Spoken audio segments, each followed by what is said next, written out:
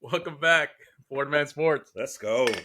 Now, on this week's show, Chris and Johnny here. We're going to go ahead and bring you the latest from the NBA, the If NFL. only you guys knew what we had to do to be recording right now. I don't know if that's safe for children's ears if anybody is listening. All right. But the draft is tonight, Chris.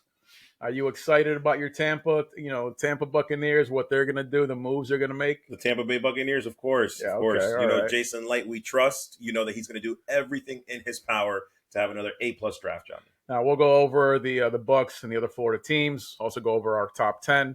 It's going to be an exciting draft, but before we get into all that, let's get into the NBA playoffs, starting with your Orlando Magic. Orlando Magic. Orlando's down 0-2, Chris, against the Cleveland Cavaliers. Is there any chance the Magic are actually coming back and doing anything in this series? If you think, folks, that I'm going to just jump off the Orlando Magic bandwagon because the home team did what they needed to do, which is win at home. There's a bandwagon? Yeah, no, I'm not jumping off, baby. The Magic still have a way to win, and it starts with this game tonight at home to right the ship. Listen, folks, in the playoffs, I expect the home team to do their job and win their games. It's when, from time to time, Johnny, that you steal a game to try to steal home field advantage. That's not going to happen with Orlando and Cleveland. They're two tough teams. So, yes, to answer your question directly, Orlando is very much still in it. It starts tonight, and it starts to getting a W and bringing that series to a 2-1 series. No. Orlando looks completely overmatched. Are we watching? You're talking from the perspective of a fan. That's just delusional. Just look at the games, Chris. No, just look at the games. Okay, look at the games and see exactly. Everybody who's watching this right now, who watched the Orlando Magic game, can see Orlando looks like they don't even belong in the playoffs right now. It's a little embarrassing. They haven't had a lead for 1 second in this series. Not in a game, not in a court. No, at all. Not for a single second. When you go play against a team, 2 full games, and you can't even hold the lead for 1 possession, a few seconds. No, 0. They're overmatched. And why are we overmatched? Boncaro Wagner, last game, 12 turnovers combined. 12 turnovers combined from your 2 best players. Not to mention that, let's see, what are we at? Shooting 36% from the field. 36%, Chris. 25% from the 3-point. I'm pretty sure Can I stop your little whatever it is you're doing? Can I stop you stop me bashing the Magic? It's garbage. Because you're basically saying, Johnny, something that, and if you watch the games like you said, yes, every fan knows that. We have a problem at the guard position. Going back to Markelle Fultz, the reason that he got benched because he doesn't shoot threes. So you're basically doing is acknowledging what we already know. The Achilles heel that we have this season, Johnny, is 3-point percentage, field goal percentage, and hopefully we're going to fix that this offseason. No, we're not talking about this offseason, Chris. We're not talking about what the Orlando Magic need to do to improve their team. That's obvious. They can't shoot. But we're talking about in this series, do they have a shot to come back? And it's a clear answer, no. They are overmatched. They look like they do not belong. And they're playing against the Cavaliers. So against the Cavs, and I thought maybe that they had a chance. Maybe they have a small chance, even though I called them to get swept before the series started. It's like, but maybe they surprised me. This might be an upset. Not even close. I just got an alert from our producer. He said we're going to have to agree to disagree. No, don't agree to disagree. You haven't proven anything. You haven't given anything. Starts with this game, folks. You haven't given anything that to support your argument the Magic have a chance to come back. They have none. It's done. Put them in a body bag. Miami, they took it to the Celtics last night, Chris, and they actually tied up this series 1-1. And many people didn't expect Miami to do this, especially in Boston. They won by 10. Is there an actual chance that the Miami Heat are going to beat the Boston Celtics? No. The clear answer is no, right? I mean, it would be impossible for this Boston team with the record wins this season, Johnny, to go and lay a colossal eggs and lose a series to a team that is without their best player. I can't even put that. I can't grasp that. So no, the answer is no. I'm going to say that this is a one-off, and I'm going to give Miami a credit, man. They were the best coach team. Obviously, the best team that played that game, but again, it is impossible for me to sit here and say, hey, with Miami having their and saying that they have a chance to win. So no, there is no chance. But again, good one win to the Miami Heat. Yeah, I mean, Miami never had a shot when the season started. I mean, the series started here. And the fact that they won a game, no, it increases the percentage. It gives it's they have a higher probability now going into game 3 than they did before game 1. But what did Miami need to win this? They needed a record day. They needed 23 3-pointers, most all time, to win this. 23 for 43, man. Outstanding percentage. Teams, they live and die in the 3. And Miami, they went all out with 3s and then made them. That's not sustainable through a 7-game series. They're not going to be able to go ahead and pull that out for 7 games and start shooting 20-plus threes. And it's not happening. It was a great win by Miami with the best coach in the league. Don't be surprised, Miami, to push Boston, but Boston won 65 games this year. You saw Boston. They don't have a weakness. They're a really good team. I do not see it happening, but, we'll see. Maybe an extra game. Maybe we thought this would go 5, might go 6, maybe even something crazy. It goes 7. But at the end of the day, I still expect Boston to win this here. But I agree. Chris, Philly, they did not lose in the last month of the season. They looked unstoppable. And here they are. They're facing the New York Knicks. And the Knicks, most people outside of Knicks fans didn't see this coming. The Knicks are up 2-0 on Philly. Is there any chance that Philly can rebound? Can we be real when you say that, though, Johnny? Honestly, Okay. do Knicks fans think you'll be 2-0 right now? Do all fans believe that? No, delusional fans like your delusional Orlando Magic fan I baited you. would be like, oh, yeah. We knew it. No, but nobody expected this. No, they're 2-0. Again, much credit to this team. This is why they're the second or third ranked team in the Eastern Conference, right? So you got to give credit, second team, when credit is due. But at the end of the day, it's going to be the injury bug that's going to bite this team. Randall's gone for the season. We know that already. Yeah. And it's kind of like Miami. I feel like when the injury bug is there and you're playing competitive basketball, I give you so much credit for these wins. But again, folks, you did what you were expected to do at home. Now they're going to Philly. And I still think that Philly has a grasp on this series. But going back to, like I said about the Magic, not to beat a horse here, Johnny, but they have to change tonight. They got to win. They can't be 3-0, right? So it's going to have to be 2-1 as of tonight. Listen, the Magic don't have a shot. It's done. They haven't shown anything in their series to show that they have a chance to come back. Philly has shown heart, has shown that, man, I mean, they lost that last game, let's be real, because the NBA wants New York to move forward.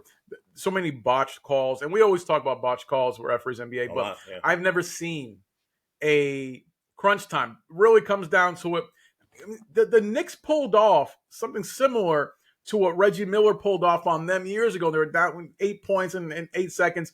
This team was down 5 points with like 20 seconds and somehow ended up jacking up 2 threes and getting the lead. Now, on missed calls, I mean, one, let's start with Lowry, your boy, who you love so much. Oh, he's so great. Should stay with the Heat. He just, instead of calling timeout, rushes the pass in, messes that whole thing up. Yes, Maxey was fouled twice, which the NBA already said they missed. Nurse, the coach for Philly, was calling timeout. They ignored that. Never seen that before. Yeah, I don't know where you're blaming. I was gonna say I don't know why you're blaming Lowry. At the end of the day, there was so many. It starts with Lowry, the veteran, who you have 5 seconds, and instead of calling a timeout, which they had, he rushed a terrible pass in that to Maxey. That was a mess, and it botched everything up. But even then, the timeout was ignored. There's so many things that are suspect. And this is what happens when sports books get involved in professional sports and legally, and you get these strange calls, more so than ever. There's always been some suspect calls, but more so than ever. But the Philly has a shot to come back, but let's be real, I don't see it happening. I called Philly to win this. Philly were a 7 seed, and I believe they were favorites in this series, which I've never heard for a 7 seed being a favorite over 2 seed. You know why, and we both picked. Yeah, so you're of jumping course. ship now. You're going to the Knicks. No, I'm just telling you, I don't think that Philly can recover from this. Oh wow. I think when the NBA gifts you a game, and I get it with Randall been out, but Randall's been out, but they're able to win 2 games. Right. With Brunson not going off. I expect them from the win. Brunson has to get 40, 50 points, and he's not doing that. They're still winning. He's due. He's going to get a couple games like that. So they're too much in the hole. This was 1-1, like it should have been. Philly, they gave away a playoff win with the NBA officiating and help, but you can't have that. That just doesn't work. When you're gifted a game like that, it's tough to climb out of. I don't see it happening. Moving on, the Pacers. They're playing the Bucks, Chris, and it's all tied. Most people expected the Bucks to kind of do something. It's like, no, the Pacers can't keep up with them. They are. It's tied after 2. Now, will the Bucks lose in the first round 2 years in a row?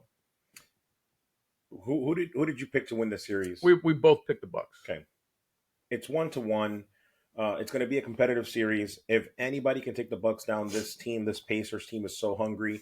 When you see these games and how they're playing like a team that deserves to be there. They're playing with it, unlike Orlando lately. They're playing like a team that's been there before, Johnny. And that's really what I've gotten from the Pacers so far. With that being said, I still am going to stick with my. You don't want to, and you're going to notice this about us as the seasons go on. My predictions that I made before the games were played, just because a team is down doesn't mean I'm going to jump ship like my counterpart. I'm gonna like we did with the last series. So I'm gonna stick with the Bucks. Without Giannis, it doesn't matter. I still think the Bucks have the pedigree to win. They've got Doc Rivers can't lose, basically. So to answer your question, are they going to lose again in the first round? No, they're not, because Doc Rivers cannot afford to. Whether he can afford to or not is irrelevant. It just comes down to the production, the play of your team. And for me, it's not jumping ship. It's this jump ship. I don't have jump shipper. It doesn't mean anything to me to pick a team before the series and then in the middle of the series switching it. Doesn't mean anything. It means that I saw a couple games, I saw the matchups, I saw how they respond, and just by losing, I've seen plenty of series where you're down 0-2 and the team that's down 0-2 comes back and wins the series in basketball, baseball, and everything. But when you have a team that looks dead, flat in those 2 games, then you can clearly see that's not happening. What's happened? This is interesting because the Bucks last year, they lost in the first round, and that was with Giannis. They're not going to have Giannis this series for the most part. Some are projecting maybe right. Game 6. The series, yeah, so he's not there. So they lose last year with Giannis. So now they're expecting Lillard. Lillard, you got to be the guy. It's where you weren't expecting. You were supposed to come on board and be, Robin to Batman. Now you're like, nope, you got to be Batman. You got to be the man right now. You got to do the same thing, the problems you had in Portland, you got to do it here. Here's the issue with Lillard. Lillard is averaging over 30 points in the first half. Are you kidding me? First half, 30 points. You should be killing it. Problem is he's only averaging 4 points in the second half. So what's happening? The old man is getting gassed. You're giving everything you got in the first half, and you're not able to sustain that, and it's not working out for you. Just to make sure, Johnny, who's this old man? Who are you talking about? Anyway, I already know. No, I'm sorry. You, sir, what's his name, please? You know exactly. He's the guy that I said Miami should not get. You're welcome, Miami fans, heat culture. I got your back. I call that right. Yeah, just because I'm saying calling him an old man. Yeah, he's tired of being. He led the Bucks to a better record and their better team. He would have been much better served with Lillard, but I know you were going with that, so I confuse you with your nonsense. Yeah. Thank you for your nonsense. More importantly, the Bucks can't stop, Pascal Siakam. They can't. They cannot stop this dude. So if they can't stop the main player who got dropped 37 points last night. So if they can't stop him, and Doc Rivers, he can't. Doc Rivers is 18-20 as the Bucks manager right now. 18-20. They fired a guy who was like 20 games over 500, and they go and replace him with this guy. Doc Rivers has a under 500 record, but somehow you think that Doc Rivers, who has an atrocious playoff record, is somehow going to come through. So no, I'm not telling you, I'm not jumping ship yet, but I'm telling you is that anybody can win this series. This is not, we both thought coming into it, no, the Bucks are going to muscle through us and that. No, but when I see him from Pascal and I see what's going on with Lillard, who's giving you half a game, and I'm seeing Doc Rivers, come on, man. It ain't happening, man. It's not. Anybody can win this series. It's not Indiana's. It's not the Bucks. It's anybody. So it's going to be very interesting and a surprisingly good series. I like how the Robin to my Batman, when I called him out, on jumping ship. Now he's not jumping ship on the Bucks. It's good to know. Yeah. Now, one thing you did say, Johnny, that's so important, right? A team is 2-0 doesn't mean that they're going to win the series. You did say that before. Yeah. So let's switch some gears now. Let's talk about the West, because talking about 2-0, the Nuggets are 2-0 against the Lakers right now. Okay. My question for you, good sir, do you bring out the brooms? Do we have a sweep here, or do the Lakers have a shot of, forget about winning the series, at least winning one game? Well, we both called the Nuggets beating the Lakers. We did. You know, we knew. I called before the season started it's going to be a sweep. There's no reason for me to suggest otherwise. Dude, the Lakers have lost 10 straight games to the Nuggets. 10 straight games. It is insane. They That's played, embarrassing. they had a perfect game plan. Perfect. And they still lost. LeBron had his shot to go ahead and possibly win the game at the end of regulation. And then it's just so, I'm so tired of seeing LeBron, you know, your GOAT, that My you goat. want to go ahead and he, every time he has a shot, more often than not, what does he do? He does a little dribble, nothing, no crossover, no post up moves, no driving to the hole. No, it's just a spot up three. And of course, what happens? Brick. Like, that's your move. You a spot, give it to Davis then. Let him post it up for the final shot. But you just take some garbage three, throw it up because you got no moves, old man, and you shot that. And then what happens? Denver gets the rebound. Murray goes down and shows you how it's done and hits the game winner. After a perfect game plan, that's the shot you draw up, LeBron. It was pathetic. Listen, it's very clear. Denver is the Lakers' daddy. That's just how it is. I like how I defend the guy one time and just throw out this hypothetical situation, and all of a sudden he's my GOAT. I'm a little offended when you say things like he's my GOAT. He's all right, man. Well, look, at the end of the day, you're right. We did both say that the Nuggets were going to win this series, so nothing is going to change there. I will give the Lakers this, and I don't like it, man. I know that the team is 0-2 right now, but you just want to dog them. They had the lead for a majority of the game. They had a large lead at that. That's a problem, dude. But they had 15-point lead in game one, a 20-point lead in game two, and they lose. So what they're looking at is, again, they're looking at that they have a shot, and I feel like now they're going to go to LA, and like I said, now if Denver wins this game, then yeah, of course it's going to be a sweep. There's no argument there. But if LA has any fight in them, like Orlando, it starts now. So I'm not going to say it's a sweep. I'm going to say that LA wins game 3, going out there right now, but to your point, the Nuggets are still winning the series. Bro, you know that at the especially when you're in a series with the team, whether you win or lose, the team, what do? They sit there and they watch video. They watch video. Do you know how demoralizing it has to be to sit there for 10 straight games versus a team and you're reviewing a loss? That is demoralizing. They got nothing. Denver owns LA. This is over. It's over. Probably, but I don't know necessarily that it's going to be a sweep. Okay. Let's switch to the next team, Johnny, here, talking about the Timberwolves and the Suns. Another series where Minnesota here is 2-0. The question here is, Johnny, do the Suns have anything in them to make this a series? Well, this is one of the few series that we have the opposite picks. I picked Minnesota. I picked Minnesota in 5. You picked the Suns in 5. This is going pretty much how I expected. Just because, listen, Beal and Booker are putting up decent bench numbers. Like, they're scoring like 15, 18 points. You can't do that when you have Durant doing his thing. Durant, who scored, 31 points last game. He's doing his part. But Beal, 15 points. Booker, who's dropped 70, 18 points. He did that on 5 for 16 shooting. That's not going to get it done. It's not. Edwards has shown exactly why he is the best player. He's going to be the best player in about 2 years. I'm telling you, Chris, in 2 years, he's going to be the without a doubt best player in the NBA. So right there with Ben Carroll. The Suns are in trouble. I'm more worried about them. They're going to lose. I'm worried about what's going to happen with Phoenix moving forward. Like, the series is over. You got Durant, you got Beal, you got Booker. What are you doing, Chris? Chris, you assemble this team, and you're out in the first round, possibly swept. I don't think they are, but still, regardless, swept or not, like, what do you do? Like, do you keep this team intact? You have Beal, who has easily the worst contract in basketball. No trade clause, so much money. They can't do anything with that.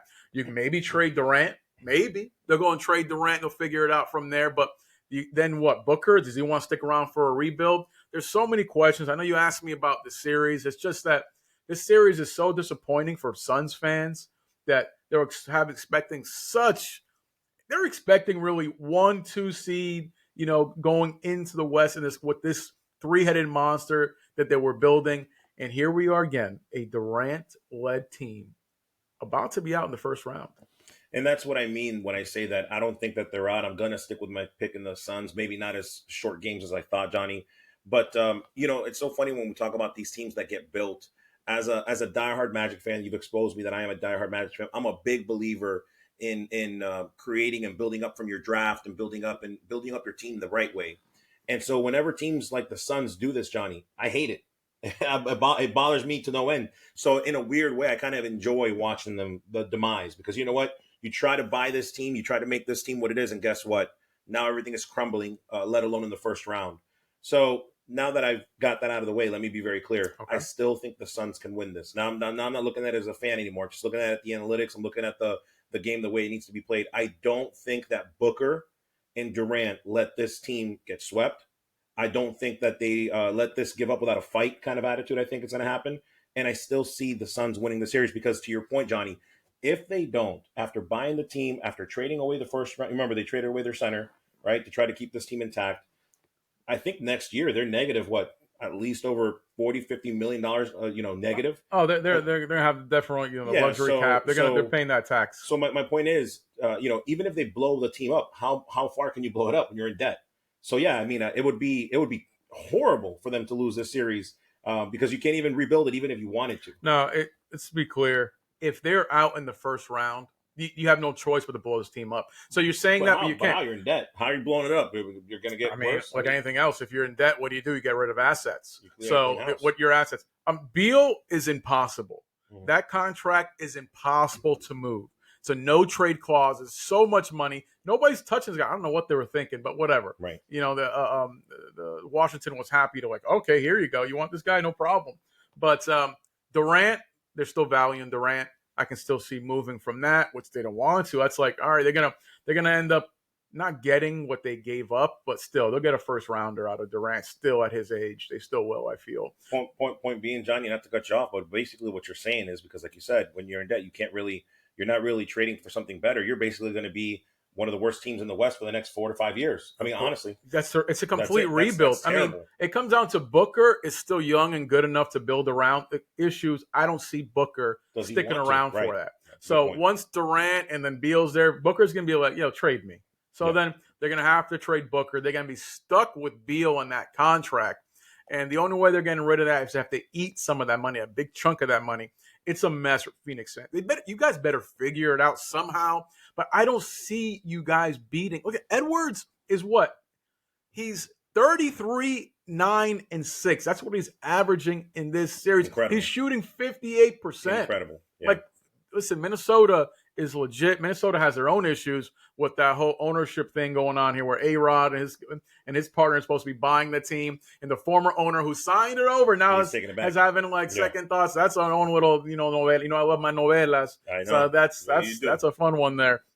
But it's a much more of a mess for Phoenix. Good luck to you guys. I almost hope you win this series just so that you don't have to go through all that. Well, I don't see it happening. I don't. We're talking about now here the West, folks, Florida Man Sports, and we're talking about teams that were bought and paid for. Speaking of teams that are bought and paid for, Johnny, the Clippers against the Mavericks. We both picked the Clippers.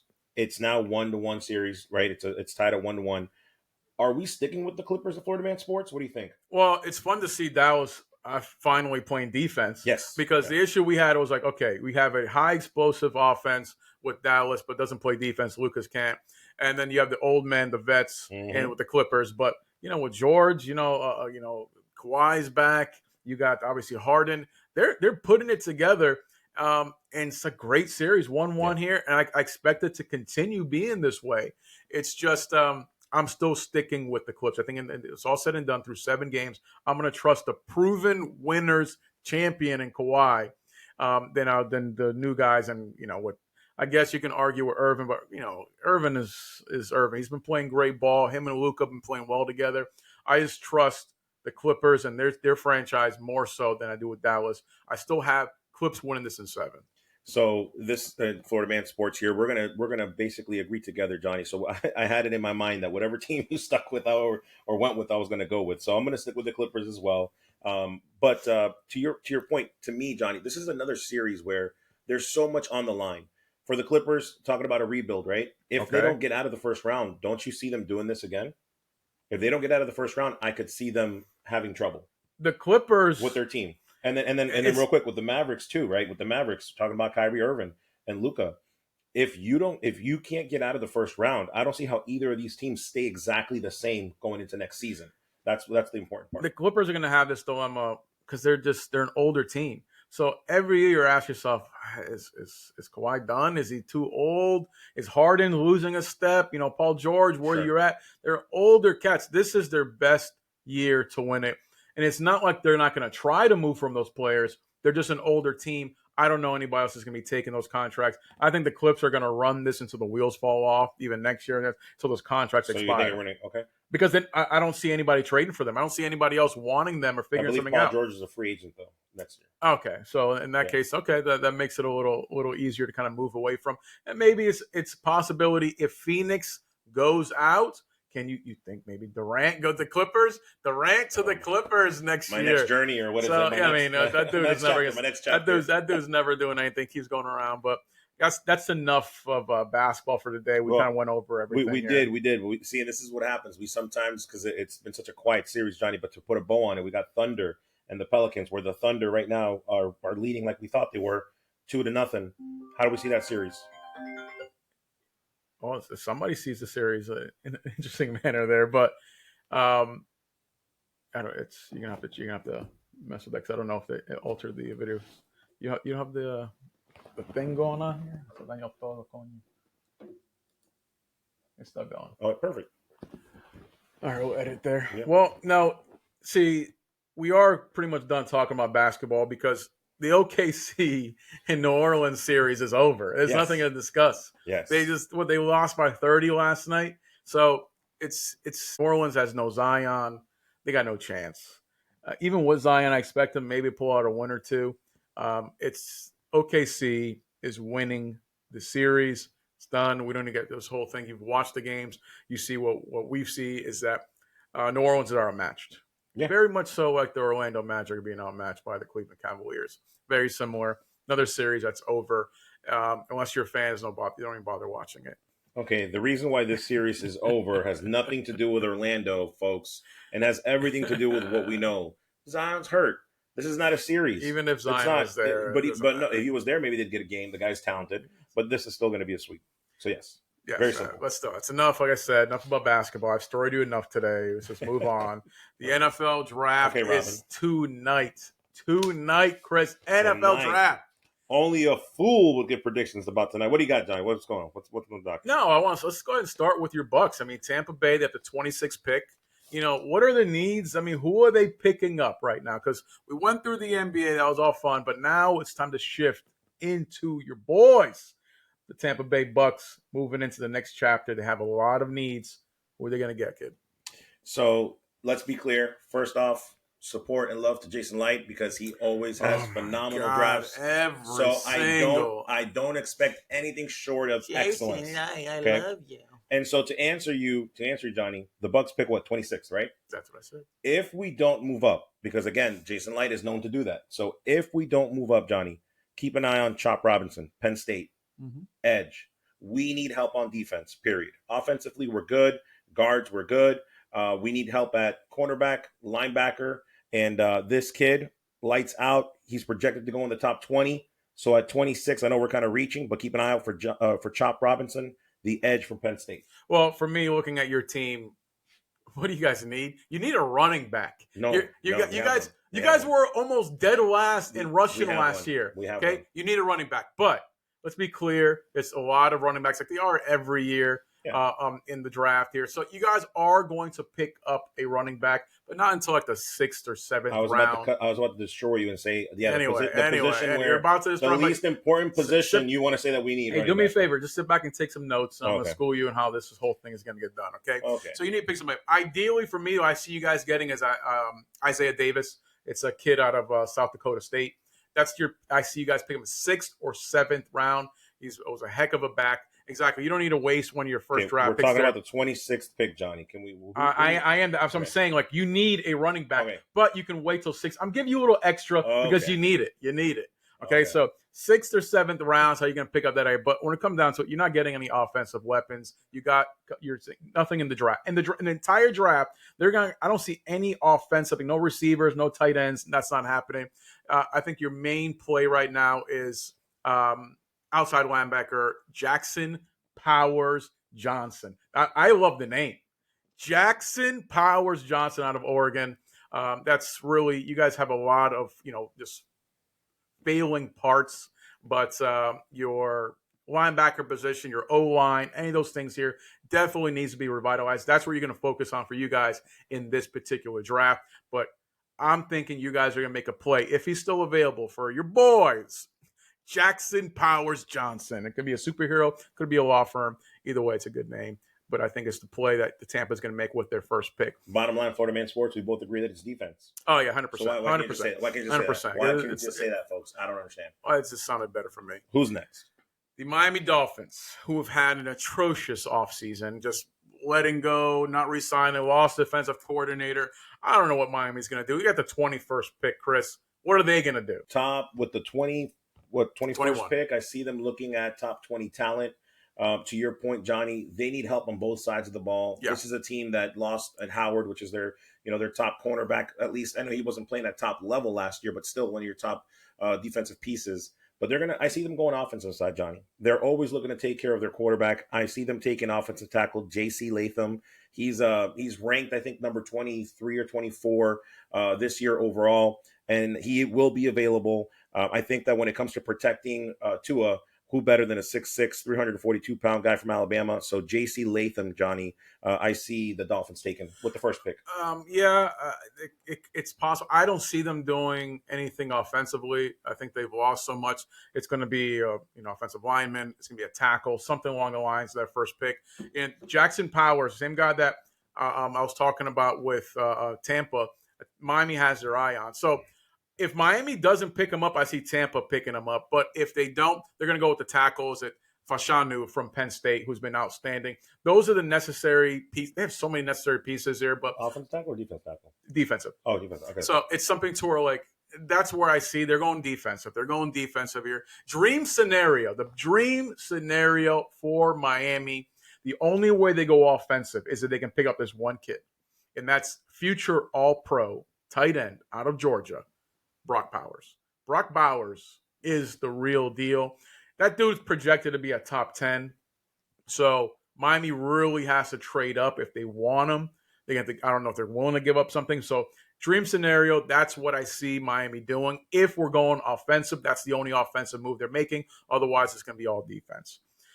All right, Chris, back to the most disappointing team in Florida last season, the Jacksonville Jaguars. They have the 17th pick. After a horrendous season, you would think they'd have like a top 5 pick, but no. They were 99% chance to make the playoffs, 8-3, epic collapse, and still get a terrible draft pick, 17th pick overall. What are the Jags doing? So talking about surprise teams, when you have, Johnny, the 17th pick, I believe you're that team. In other words, I'm putting the Jacksonville Jaguars on alert right now that they are the team that I could see them very well trading up, Johnny. So I'm going to actually give you who I want them to pick based on this idea. All right. I see the Jaguars right now with nothing to lose and everything to gain, Johnny. I see them going after either Harrison or Neighbors, the two wide receivers. Oh, you're going swinging for the home runs. Yes, I've got them trading up for. You know what they have to give up for that? But that's the thing, Johnny. With the 17th pick, you kind of have that room to negotiate this pick and then next year's first rounder possibly. And again, like I said, I see them swinging for the fences, Johnny, because they need to. This is the last year of this experiment with Coach Peterson and with your quarterback. So I'm telling you right now, watch this happen. I'm calling it right now. I'm calling my shot. They're going after one of these two wide receivers. And all I need them to do, Johnny, all I need is one of them to slip into number 8, number 9, and I can see Jacksonville jumping up to get him. And that's what I think is going to happen. That deal, Florida Man Sports. That deal Bam. you said would make sense if Jacksonville Jaguars didn't already make a move and pick up Gabe Davis. So they pick up Gabe Davis, like I called previously, and pick up Gabe Davis. And so they're not going to go ahead and make a move like that for that receiver. You had your shots. You can go ahead and tell me what you think afterwards. But what the Jaguars are in desperate need of is they need a cornerback. They need a corner. Listen, this is if there's some betting drafts, and I would never recommend anybody to bet, but bet on the fact that Jacksonville is picking up a corner in the first round. That's the pick. From what I'm looking at here, Alabama, Terrion Arnold is their favorite. It's a very possibility. Toledo's Quentin Mitchell. Those are two amazing corners. My personal favorite out of Alabama as well, Kool-Aid McKinstry. That is his real name. Kool-Aid McKinstry out of Alabama. That's not a Key and Peele sketch. That is his actual name. But one of those three guys, or maybe a surprise guy, but ultimately 100%, take it to the bank. Jacksonville Jaguars are picking up a corner. They're picking up a corner that first round here, I am telling you. Out of all the positions, I love how you say something like take it to the bank. Please don't gamble. Florida Man Sports does not encourage that. You're going to lose your money. It's a saying. And lose your sanity listening to this man. Well, you know. But going back to Jacksonville and this wide receiver position that I was referring to, Johnny, you know, the Jaguars see the success that teams like Miami has had, a Florida team. The teams like Tampa Bay has had, Johnny, with, again, another Florida team with two all-pro wide receivers standing left to right. Gabe Davis is going to have a great season. I said that he would, and you're trying to steal my thunder there. But they need somebody else on the other side. They need two people. And I think that they see that. They recognize Jones. That. They recognize that, and they're going to do that this year. They have Zay Jones. They're covered. He's not a proven commodity. He had a full season. You were hyping him up. He was injured you half talk the season. You know what I love? Injured. He was injured half the season. He's damaged goods, up and they're going to play him in the slot. So, like I said, we'll see. The draft is only a few hours away. The draft is only a few hours away. Oh my God. We'll have to see where this lands. But again, look for Jacksonville to blow up this draft if one of those guys drops. Cornerback. They're not picking up a wide receiver. Cornerback here. Okay, Chris. We went back and forth the Florida teams. This is the picks that we expect here. Now, ideally, we can have a 4-hour show and kind of go over everything, every team, what we're thinking here. I'm sure you want to do a 4-hour show. But of course, people would love to hear and see what I think. They'll tune out when you start to talk. But is that weird? But we're going to go over our top 10. Our top 10. Who are your top 10 right now? I can give you my top 10. That's not a problem. Okay. But when you give me the top 10, you want me to give it to you first? I don't want you to rant. I just want to hear it. Okay. I'm not gonna do a rant, but there's a couple ones I'm gonna explain a little bit. You want me to go first? Doesn't matter. Go ahead. Okay. Listen, the top 10 here. Number 1, it's obvious. It's just not what I want. This is nothing. Listen. Let's be clear. This is not what I want. This is what I expect. Okay, what I expect to happen. Not some kind of it's just. But Johnny, can I interrupt you before you give me your top 10? It's Caleb Williams, man. Come on, man. Can I interrupt you before you give me your top 10? My top 10 is not built around that. Just because he's being drafted allegedly number 1, he's not in my top number 1 as far as overall. That's fine. I want to know your top 10. Not where they're being drafted. Listen. If you want to give me your top 10 on your scenario, I'm just telling you my top 10 is what you can explain your top 10 and what your whatever little Go ahead, Rob. Different nuances you put on there. Go ahead, Rob. But it's Caleb Williams. If you have anyone else besides Caleb Williams number 1, then you don't know what you're talking about. Because it's simple. Chicago Bears did not do what they needed to do with Justin Fields just to go ahead and hold on to somebody else besides Caleb Williams. They see him as a generational talent. They're going to go ahead and make the moves, and we're going to go from there. Okay, that's just what's going to happen. Who is your number 1, Chris? So instead of going the whole thing, give me your number 1. Who's your number 1? I said it in a previous episode, and I'm sticking with him. Okay. This is not about the fact that we know Chicago's drafting a quarterback, folks. Okay. When you ask me the question, who's in my top 10, number 1 on the list is Marvin Harrison Jr. So you see him going as you see him doing. From a talent level, he's the bona fide number 1 pick if a team wasn't making a bad decision at quarterback. Mic drop. But dude, okay, he is the bona fide Chicago. You're going to regret the fact that you traded Fields. You could have had Harrison. You could have made this a huge thing for Chicago year 3. of coaching and all that with Fields, and you lost it. So yes, I'm telling you right now, it's Harrison Jr. Yeah, but Okay, I don't understand. I'm so mad about that. We're discussing. So, do you honestly think that the Bears?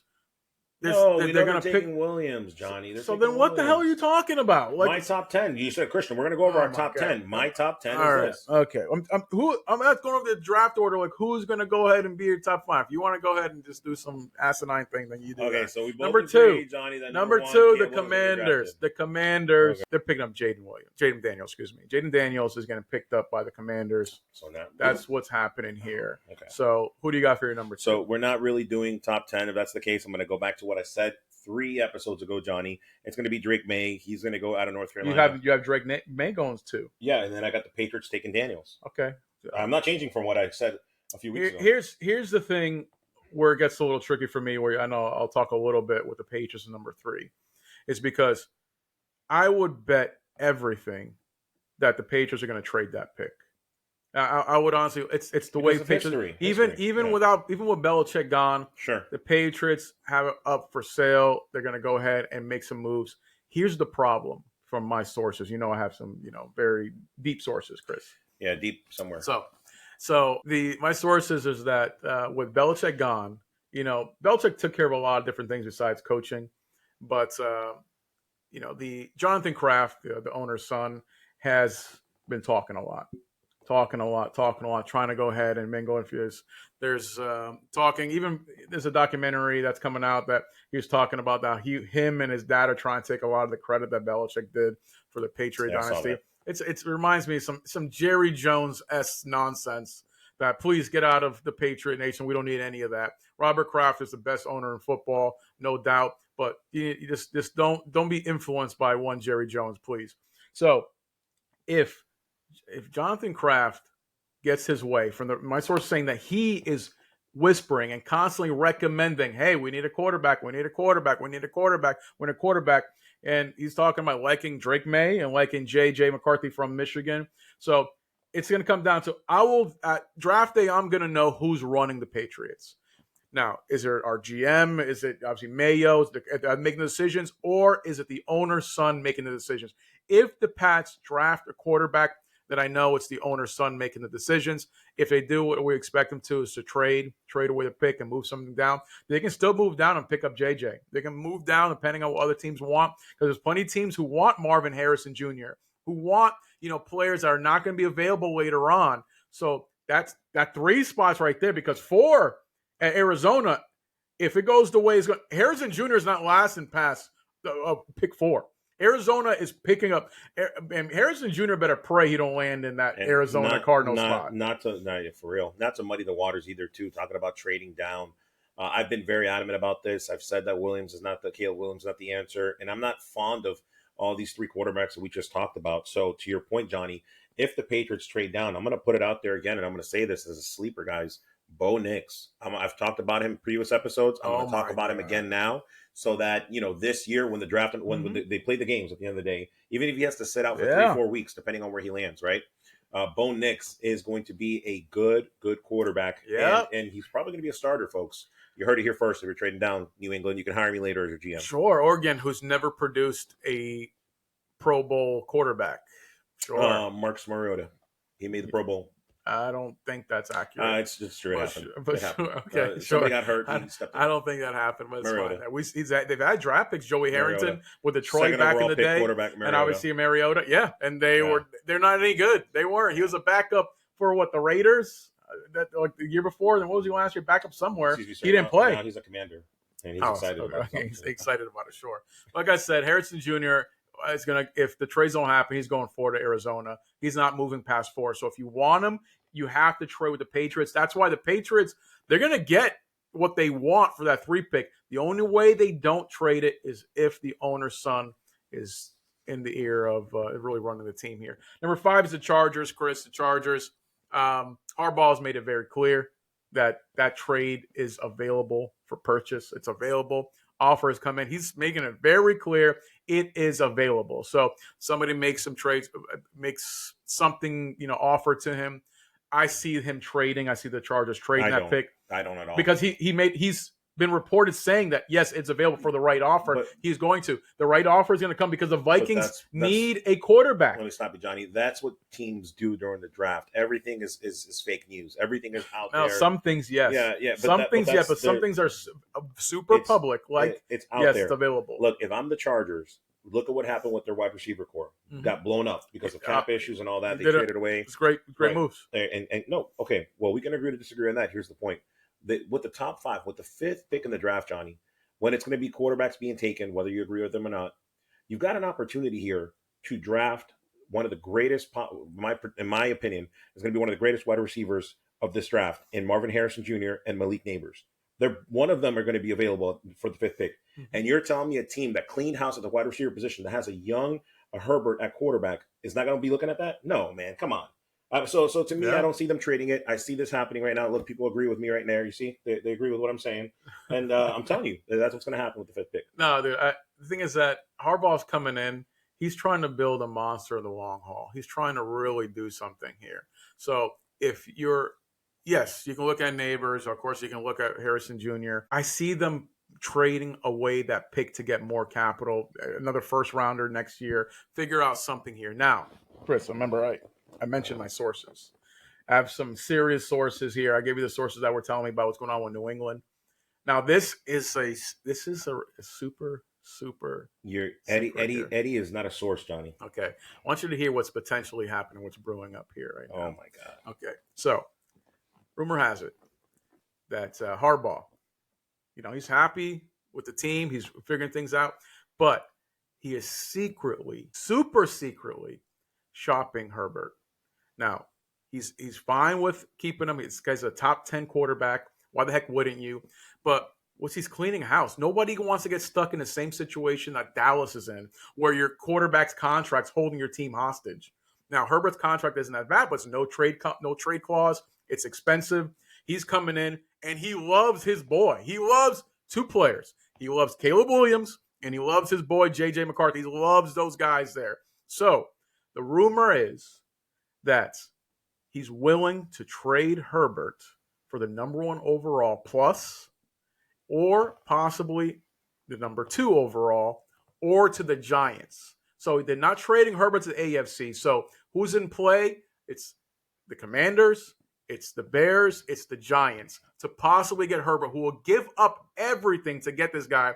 And then what does Harbaugh get? He gets a clean slate. He gets a quarterback for $3 million a year. He gets the draft picks. In that scenario, he can get the quarterback he wants and gets Marvin Harrison Jr. or Neighbors. He can do these scenarios all on the cheap and really build. Now, he's really putting his name on the line. He runs the risk of losing his job after year 1 by making a move like this, trading away a franchise young quarterback. That's why only if certain things kind of play out, and obviously Herbert has to waive the no trade clause. That's why it's going to have to be what, premier franchises in the NFL. Herbert's not getting traded to the Cardinals. He's not accepting that. But the Giants, the Bears, Washington, like really storied franchises in the NFL, it's a possibility. This draft has the potential to be the best of all time if these crazy little rumors come true.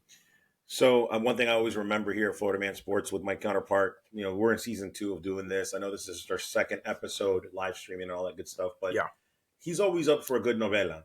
And you know what, Johnny, I'll give you this. This is the NFL draft. So all kinds of stuff can happen. I remember going back like 3 or 4 seasons ago, Johnny, there was like a trade after trade after trade. So it could happen where this year we get the novella that you want.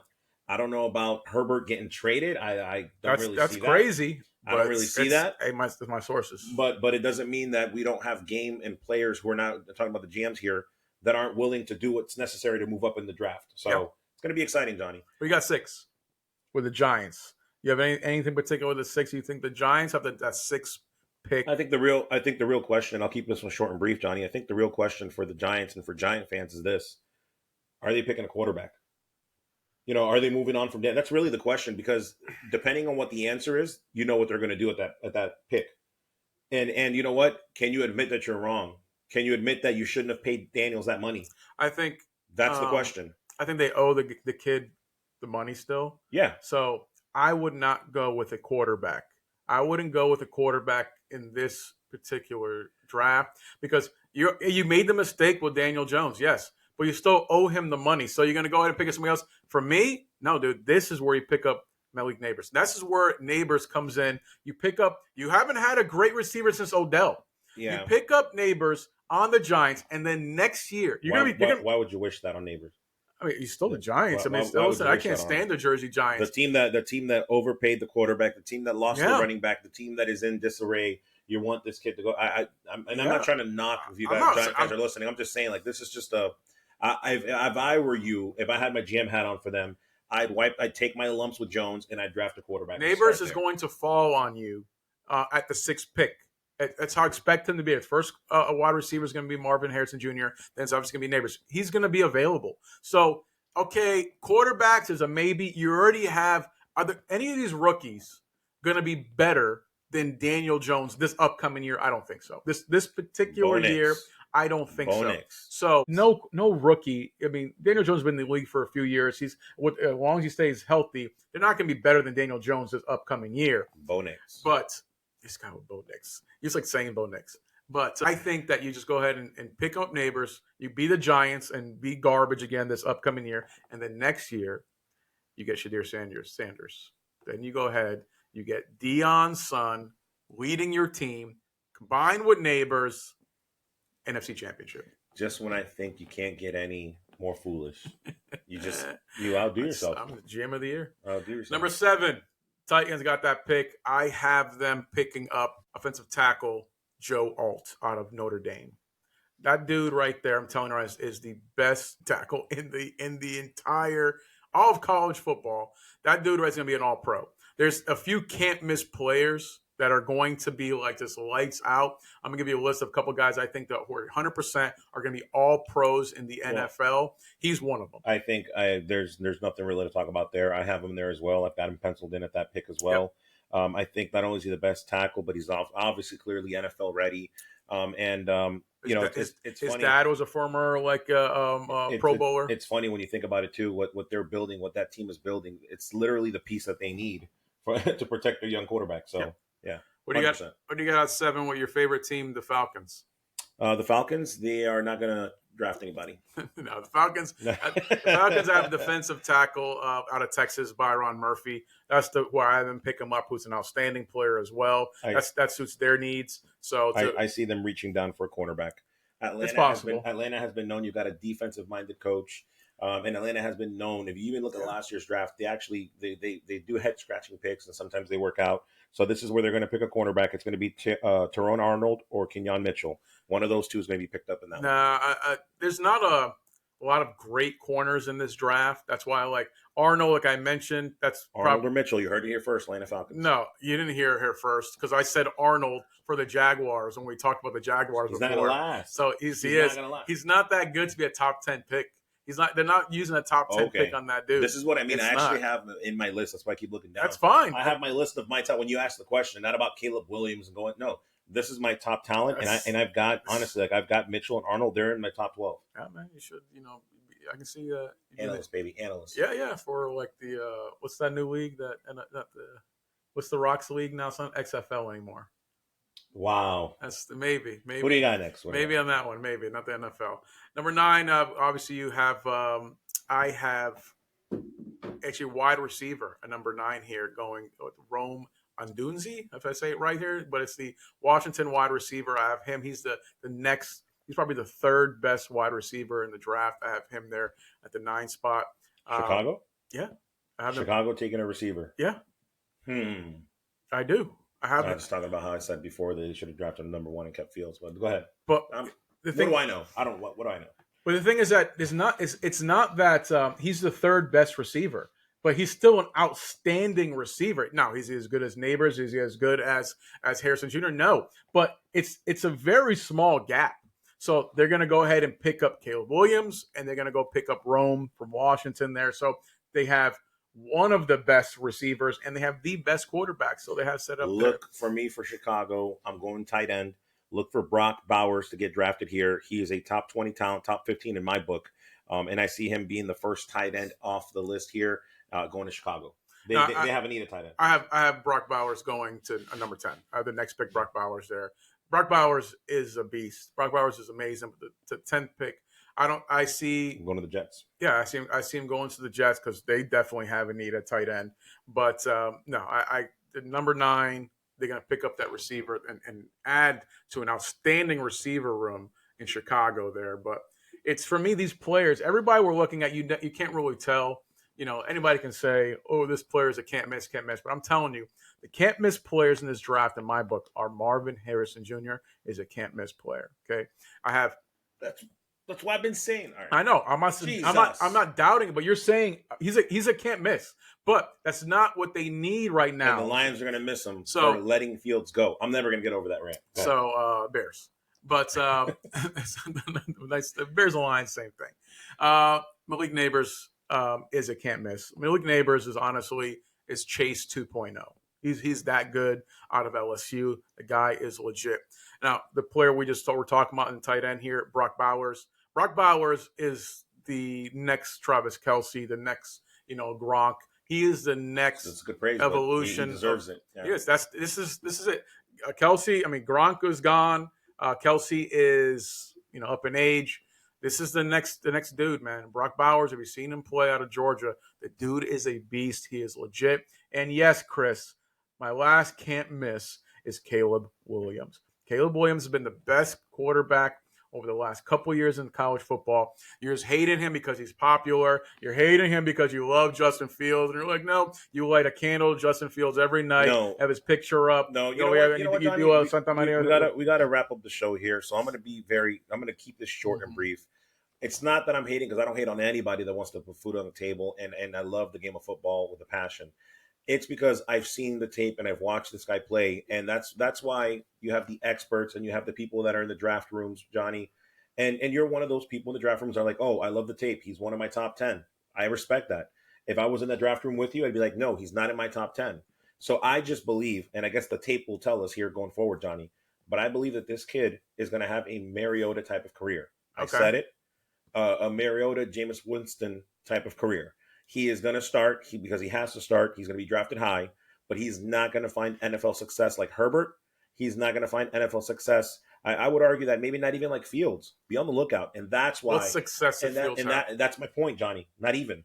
And so that's why I say that I'm not high. So he's your bust. He's your. Obviously, you see him as a bust then. I guess you can call it that. No, my bust this draft for me is going to be Jaden Daniels. Jaden Daniels is 6'4", 200 pounds. He's 200 pounds. He's self-proclaimed running quarterback. He's already talked about that he wants that. Vic started it, and right now he wants to go ahead and be that guy. He's the next evolution for the running quarterback. Dude, you're going to get stomped on in the NFL, okay? Not to mention that you're over the age of 23. He's almost 24 years old.